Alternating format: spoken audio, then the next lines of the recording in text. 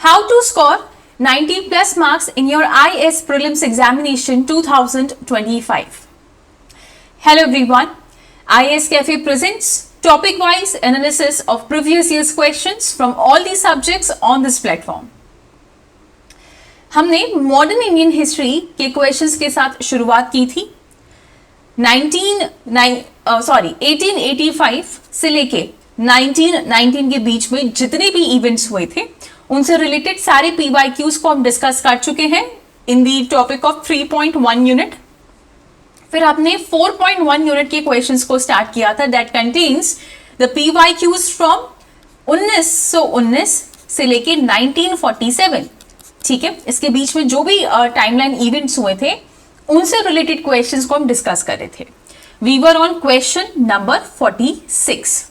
ठीक है, तो जो नए हैं, जो पहली बार हमारे साथ जुड़ रहे हैं, प्लीज इससे पहले की वीडियोस देखें ताकि आपको एक थोड़ा सा कनेक्शन या फिर जो लिंक है, कंसिस्टेंसी है, वो समझ आ पाएगी और आप इजीली सेशन को समझ पाएंगे। ठीक है, शुरुआत करते हैं क्वेश्चन नंबर 46 के साथ। पहला क्वेश्चन है आज का, इन अक्टूबर 1920 यानी कि गवर्नमेंट ऑफ इंडिया एक्ट 1919 या फिर मॉन्टेग्यू चैम्सफोर्ड रिफॉर्म के एक साल अगला ही साल जो है उसके बारे में ये बात कर रहे हैं, है ना। ये बार बार हमको क्यों रिवाइज करना है कि हमको थोड़ा सा टाइमलाइन आइडिया लगता रहे कि हाँ, मॉन्टेग्यू चैम्सफोर्ड रिफॉर्म ऑफ 1919 पे हमने बहुत क्वेश्चन किए हैं, वो बहुत इंपॉर्टेंट एक्ट है और लगभग उसी के एक साल बाद कोई इवेंट हुआ था जिसपे ये क्वेश्चन आया है। ये क्लियर है? ठीक है। सो इन अक्टूबर 1920 who of the following headed a group of Indians gathered at the Tashkent to set up a Communist Party of India. पहला स्टेटमेंट है HK सरकार, PC Joshi, MC Chagla and MN Roy. देखो, अगर किसी ने थोड़ी बहुत भी स्पेक्ट्रम पढ़ी है तो वो तुक्के से भी लगा सकता था कि ठीक है, हमने कम्युनिस्ट पार्टी का नाम जहां पे भी सुना है, आंसर है आपके पास MN रॉय। ठीक है, it was a direct name और कोई इसमें कंफ्यूजन वाली बात थी नहीं और कोई इसमें नाम दिया नहीं गया था। बट यहाँ पे हम थोड़ा सा इसका जो बैकग्राउंड है उसको समझने की कोशिश करेंगे।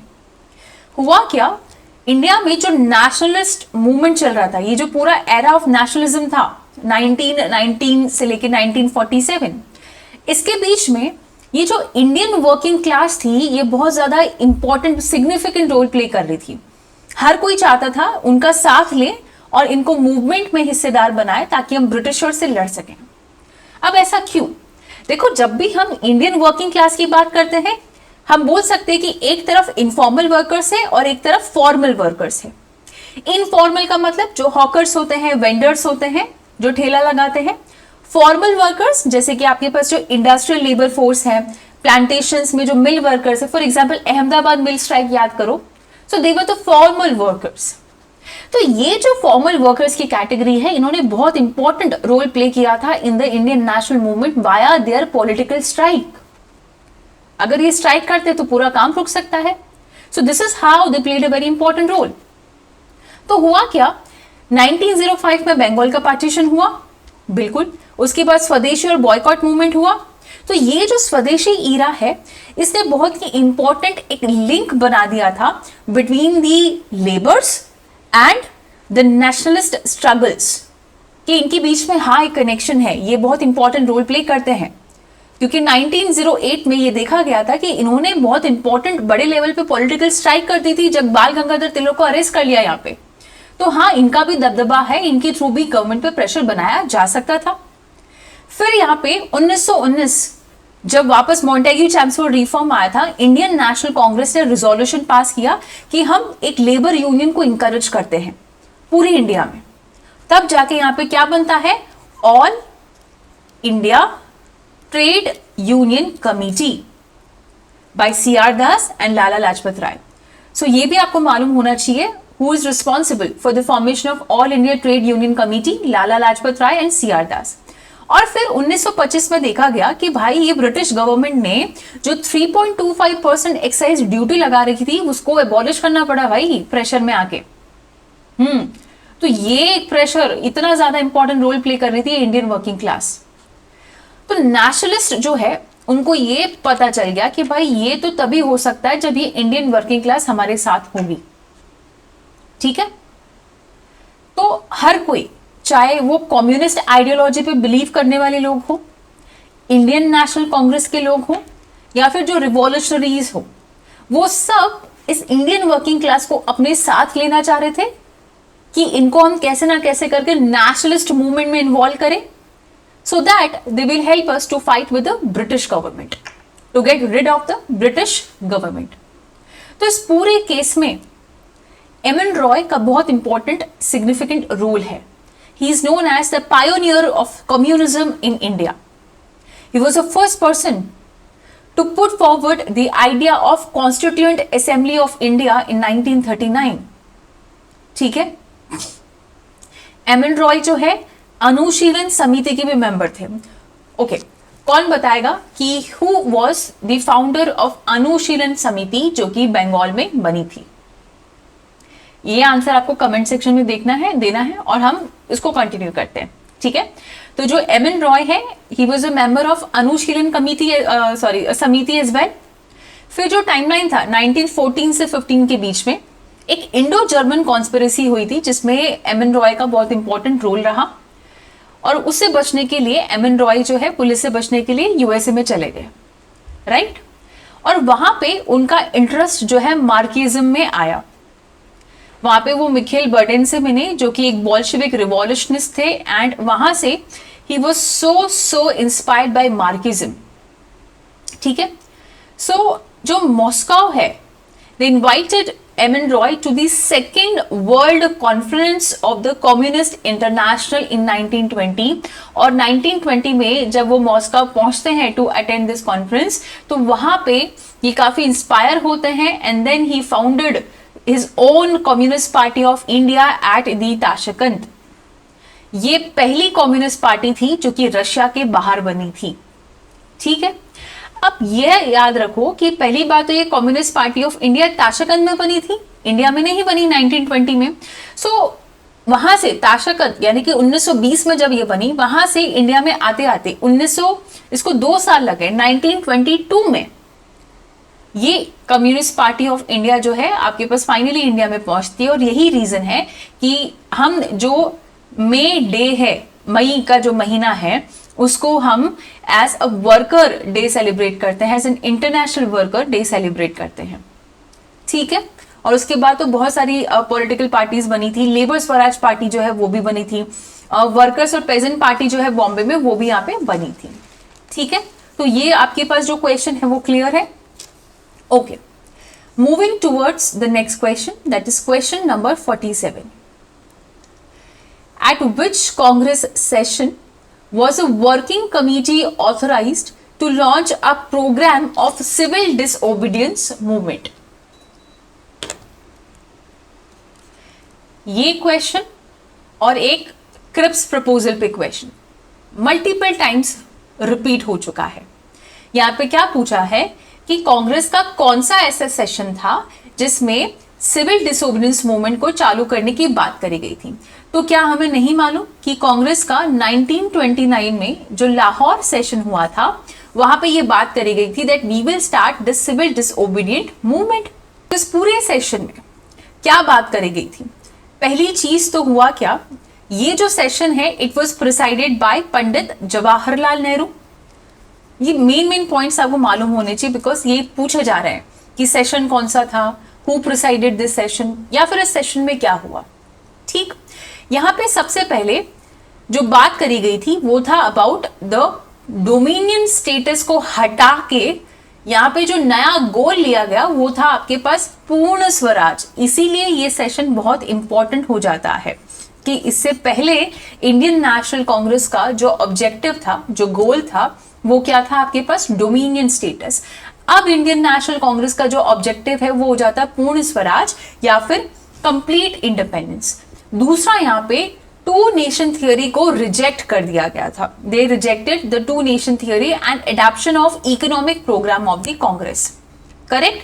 तो फिर यहाँ पे हम देखते हैं 31 दिसंबर 1929 को जो नेहरू जी है उन्होंने इंडिया का जो फ्लैग है वो यहाँ पे होस्ट कर दिया, और यहाँ पे स्लोगन भी दिया था, दैट इज इनकलाब जिंदाबाद, और इसी को फिर स्वराज डे के नाम से आगे सेलिब्रेट किया जाता है. So this Lahore session is very important in itself. ठीक है, okay. Next question, consider the following statement. आपको बताना है कि इनमें से कौन सा जो स्टेटमेंट है वो करेक्ट है और कौन सा स्टेटमेंट जो है वो इनकरेक्ट है. फर्स्ट यहां पे बात हुई है, in the first round table conference doctor Ambedkar demanded separate electorates for the depressed classes.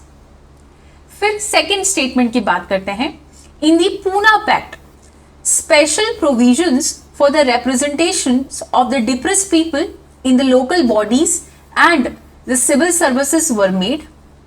Indian National Congress did not take part in the third round table conference. तो पहले एक ओवरव्यू देखते हैं. 1919 में आपके पास एक एक्ट आता है जिसको हम बोलते हैं government of India act of 1919 या फिर मॉन्टेग्यू चैम्सफोर्ड रिफॉर्म. इस एक्ट में बहुत सारी चीजें बोली गई थी, जिसमें से एक इंपॉर्टेंट चीज ये थी कि 10 साल बाद यानी कि 1929 में एक ऐसी कमीशन बनाई जाएगी, कमिटी बनाई जाएगी जो कि कॉन्स्टिट्यूशनल रिफॉर्म्स बताएंगी कि किस तरह से आप अपना कॉन्स्टिट्यूशन बना पाओगे. लेकिन हुआ क्या, 2 साल पहले ही 1927 में ही ये कमिटी यहाँ पे बना दी गई जिसको बोला गया Simon commission. In the Simon commission यहाँ पे there were no Indian representative, they were all white. जबकि इस एक्ट में बोला गया था कि इंडिया का जो रिप्रेजेंटेशन है, जो इन्वॉल्वमेंट है, उसको भी इंक्रीज करेंगे. तो यहाँ पे लोग नाराज हुए कि you are talking to make our constitution and you are not even asking us. ठीक है, तो यहाँ पे ये जो साइमन कमीशन है इसको बॉयकॉट किया. तो बेसिकली यहाँ पे इंडियंस को चैलेंज किया कि अगर आपको कोई रिकमेंडेशन देना है तो आप भी अपनी रिपोर्ट तैयार कर लो. तब जाके क्या आता है, यहाँ पे आपके पास नेहरू रिपोर्ट आता है. सो एक तरफ यहाँ पे साइमन अपनी रिपोर्ट तैयार कर रहा था और एक तरफ यहाँ पे नेहरू रिपोर्ट तैयार हो रही थी. नेहरू रिपोर्ट पहले ही तैयार हो चुकी थी और साइमन जो कमीशन की जो रिपोर्ट है वो तैयार होनी बाकी थी. तो यहाँ पे जो नेहरू जी है उन्होंने एक अल्टीमेटम दिया था कि हमारी ये रिपोर्ट है, इसको 1 साल के अंदर आप जो है कंसिडर करिए, वरना हम हमारा जो मूवमेंट है उसको लॉन्च करेंगे. ठीक है, बट लेकिन यहाँ पे जो कांग्रेस है उन्होंने कोई जो आपके पास गवर्नमेंट थी साइमन कमीशन या ब्रिटिशर्स की तरफ से, उन्होंने कोई रिस्पॉन्ड नहीं किया. और तब जाके यहाँ पे क्या हुआ, सिविल डिसोबीडियंस मूवमेंट को स्टार्ट कर दिया गया, सॉल्ट को यहाँ पे मुद्दा बनाया गया. और फिर यहाँ पे जो साइमन कमीशन है उनकी रिपोर्ट आती है, उसको डिस्कस करने के लिए यहाँ पे 3 राउंड टेबल कॉन्फ्रेंसेस हुई, पहली, दूसरी और तीसरी. फर्स्ट राउंड टेबल कॉन्फ्रेंस में इंडियन नेशनल कांग्रेस ने पार्टिसिपेट ही नहीं किया. अरे वो तो बिजी थे सिविल डिसोबीडियंस मूवमेंट करने में, दांडी मार्च, सॉल्ट सत्याग्रह उनका अलग ही चल रहा था. तो यहाँ पे जो डॉक्टर BR अम्बेडकर है, yes this statement is correct कि उन्होंने सेपरेट इलेक्टोरेट की जो मांग है वो यहाँ पे करी थी. ठीक है, और फिर यहाँ पे जो ब्रिटिशर्स है उनको लगा कि यार मेन पॉलिटिकल पार्टी तो आई नहीं है, तो ये तो फेलियर हो गई फर्स्ट राउंड टेबल कॉन्फ्रेंस. तब जाके गांधी इरविन पैक्ट हुआ गांधी जी को कन्विंस करने के लिए, और उस गांधी इरविन पैक्ट में बोला गया कि सिविल डिसोबीडियंस मूवमेंट को छोड़ दिया जाएगा और इंडियन नेशनल कांग्रेस जो पार्टिसिपेट करेगी. और सेकेंड राउंड टेबल कॉन्फ्रेंस में इंडियन नेशनल कांग्रेस ने पार्टिसिपेट करा, लेकिन उसमें भी इनको सेटिस्फेक्शन नहीं मिला. तो जो थर्ड राउंड टेबल कॉन्फ्रेंस थी उसमें गांधी जी ने या फिर इंडियन नेशनल कांग्रेस ने पार्टिसिपेट नहीं किया. तो ये जो स्टेटमेंट 3 है वो भी करेक्ट है और जो स्टेटमेंट 1 है वो भी करेक्ट है. अब देखते हैं पूना पैक्ट को. Poona pact actually doctor BR Ambedkar ji और महात्मा गांधी जी के बीच में जो टसल चल रहा था regarding the reservations and many other things, उसका एक नेगोशिएटिव एग्रीमेंट आप बोल सकते हो. तो यहाँ पे एक स्पेशल प्रोविजन था जिसमें ठीक है रिप्रेजेंटेशन दिया जाएगा डिप्रेस पीपल को in the local bodies and civil services was made. तो yes this statement is correct. यहाँ पे तीनों स्टेटमेंट जो है करेक्ट हो जाएंगे. बढ़ते हैं अगले सवाल पे. In which one of the following provinces was a Congress ministry not formed under the Government of India Act 1935? Can someone tell me about the Government of India Act of 1935? Government of India Act 1935 में क्या हुआ था? What happened in the Government of India Act 1935? देखो इसका answer तो है पंजाब, ठीक है, आंसर क्या है इसका, पंजाब है। तो थोड़ा सा पहले एक्ट को रिवाइज करते हैं। तो क्या प्रोविजंस थे of government of India act 1935 में? पहले देखते हैं कि गवर्नमेंट ऑफ इंडिया का जो कंट्रोल है वो किसके हाथ में रहा। अभी तक क्या होता था कि आपके पास secretary of state of India through viceroy control करते थे, उनकी एक काउंसिल होती थी। तो 15 मेंबर की जो एग्जीक्यूटिव काउंसिल है उसके मेंबर्स को कम करके यहाँ पे 6 मेंबर कर दिए गए, ठीक है। और वाइसरॉय को अब से एडवाइजर बोला गया। सेंट्रल लेजिस्लेचर में भी बहुत सारे चेंजेस किए गए। कैसे? 1919 तक क्या होता था कि सेंट्रल लेजिस्लेचर में जितने भी मेंबर्स थे वो सब ब्रिटिश इंडियन प्रोविंसेस से होते थे, not from the princely state. लेकिन अब बहुत सारे चेंजेस हुए। कैसे?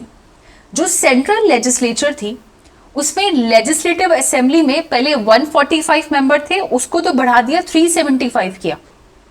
और जो काउंसिल ऑफ स्टेट है उसमें 60 थे, अब उसको 260 कर दिया।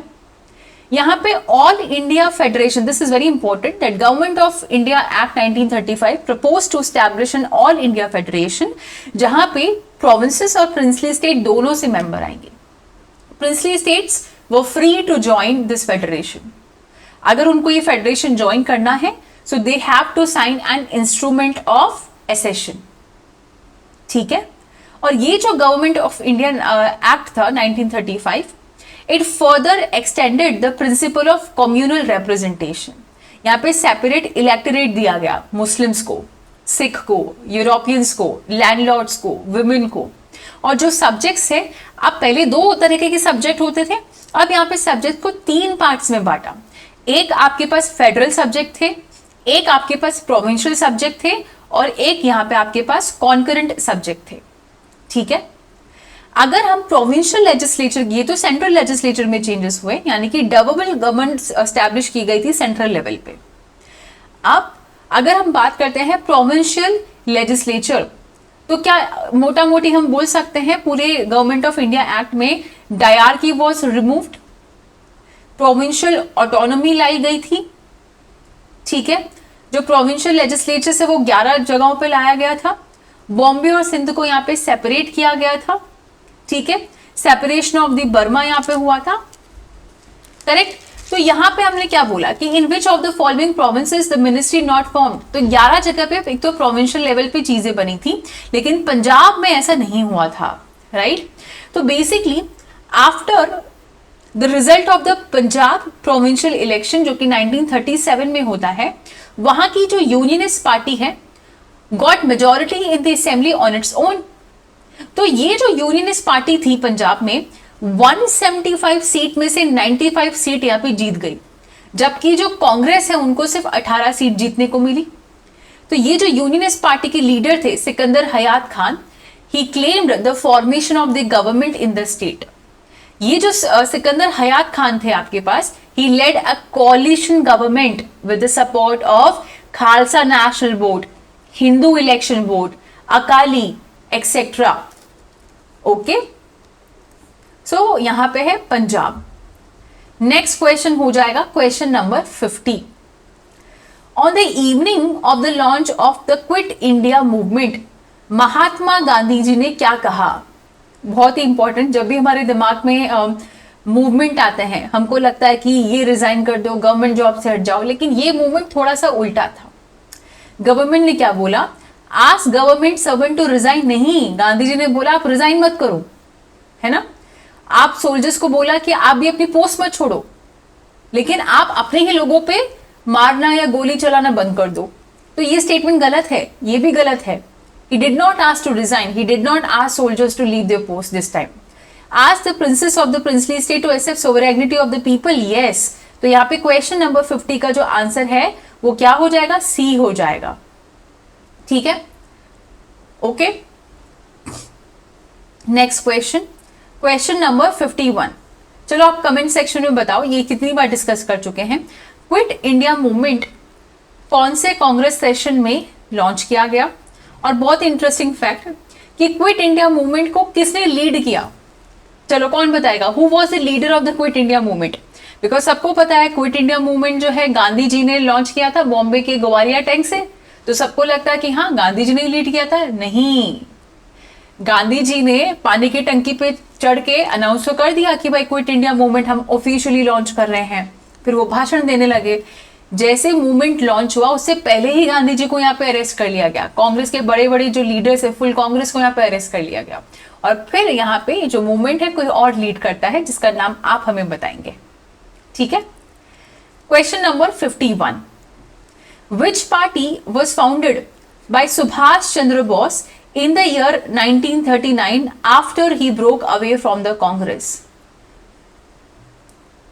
क्या वो इंडियन फ्रीडम पार्टी थी, आजाद हिंद फौज था, रिवॉल्यूशनरी फ्रंट, या फिर फॉरवर्ड ब्लॉक? बहुत इजी क्वेश्चन, इजी इसलिए क्योंकि पहले वीडियो में हमने पूरा डिटेल में सुभाष चंद्र बोस को पढ़ा है, उन्होंने जो इंडियन नेशनल आर्मी में कंट्रीब्यूशन दिया है उसको हम पढ़ चुके हैं।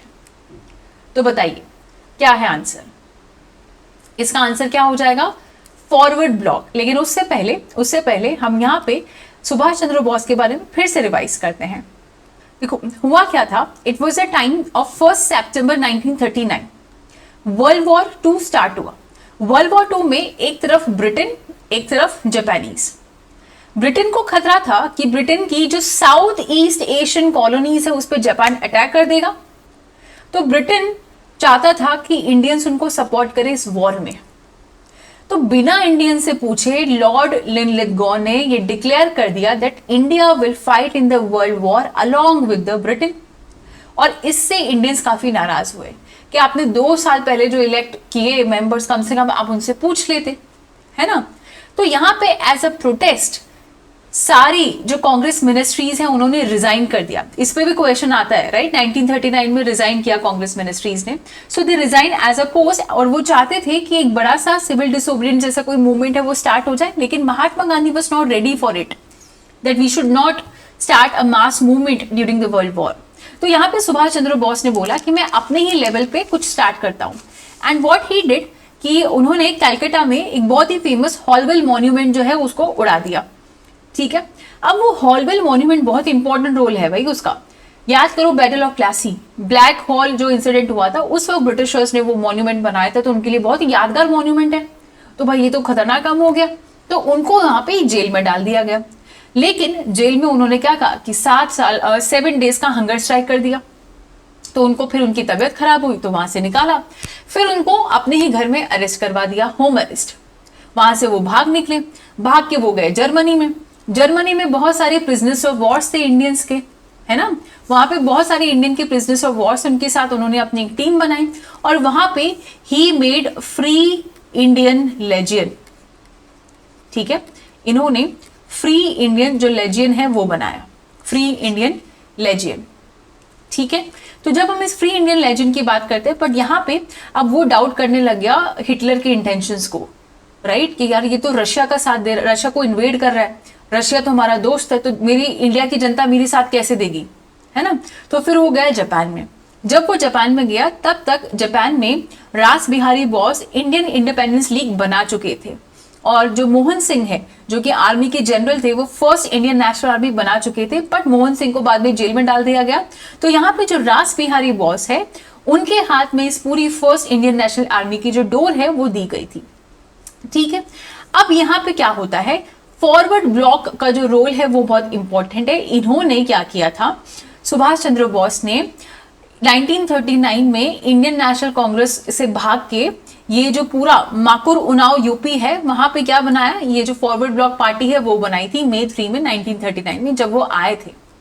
और इस फॉरवर्ड ब्लॉक का जो एम था, it was to rally on the left wing sections within the Congress and develop an alternative leadership inside the party.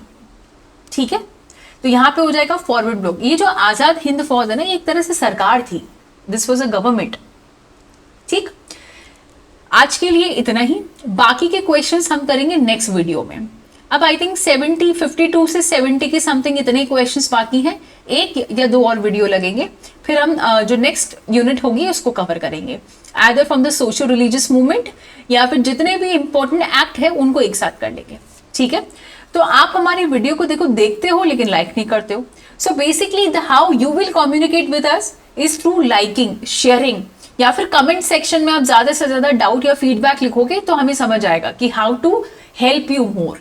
ठीक है, तो अगर आपको हमारा इनिशिएटिव पसंद आना, आप सब्सक्राइब करो चैनल को, लाइक और शेयर करो। Okay, thank you so much.